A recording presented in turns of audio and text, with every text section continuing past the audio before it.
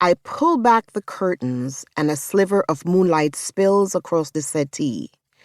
My 5-year-old mind is working overtime as I study her large, shadowy silhouette, which is outlined in the darkness across the yard. I tiptoe to the window on the other side of the house and peer into the darkness.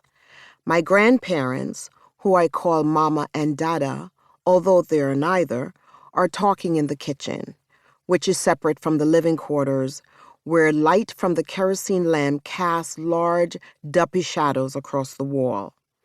I hurry back to the front door and turn the lock as quietly as I can and slip out into the swirling darkness. A light, soft wind rustles the trees and blows through my pajamas. My tiny body shivers as I hurry toward the tall, ghost-like looking tree. My bare feet make a crunching sound atop the gravel. The cow's large, black, liquid eyes gaze down at me in the shadows as I brush my tiny hands against her large body. I try to remove the knotted nylon rope from around her neck, but it's too tight. It hurts my hands. Tears of frustration form at the corner of my eyes and melt down my face. I plop down at the base of the trunk of the tree, her hot breath raining down on my face. I look up at the sky. The stars look like a million twinkling fireflies. I ask God to help the cow. You are a very nice cow. It is going to hurt just a little bit, but you are going to cow heaven, and you are going to be very happy. I whisper and cry in her soft fur before hurrying up the veranda stairs, through the living room, and back in bed. I am still sobbing as I settle under the covers. The next morning, I watch from the corner of the red veranda with eyes as wide as saucers as the bad butcher men push and pull and stab and cut.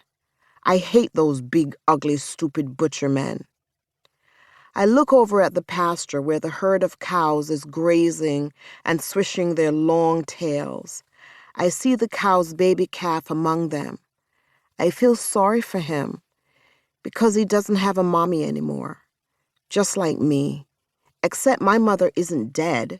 She is alive and well in Kingston, but left me here in the country to live with her mother, Mama. The sound of my grandmother's voice pulls me back. Donna! Yes, Mama? Coming, Mama. I make my way to the tiny makeshift kitchen across the yard. Her humming and the smell of curry fill the air. Our dogs, Jane Grip and Lion, eye me lazily from beneath the shade of the small berry tree as I enter the kitchen. Go bring me some water, she orders without looking up from all the meat that she hacks at. Yes, Mama. I mosey to the front of the house and scoop some water out of the large rusted drum pan with the white plastic pail. The bad butcher men and Dada are wrapping pieces of meat in thick plastic and putting them in metal pans. I roll my eyes at them.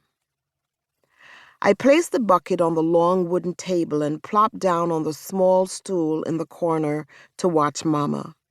My grandmother is short and thin, with flawless skin that reminds me of dark chocolate. She hinges her jaw forward, clicks her false teeth together, and hums, "Jesus, keep me near the cross." This is how I know she is in deep concentration. My eyes follow her swift movements as she chops vegetables and sprinkles seasonings on the chunks of meat before lowering them in a large silver frying pan. Thick pieces of yellow yams, green bananas, and dasheen are placed in a second pot, which is bubbling wildly with hot water. Mama?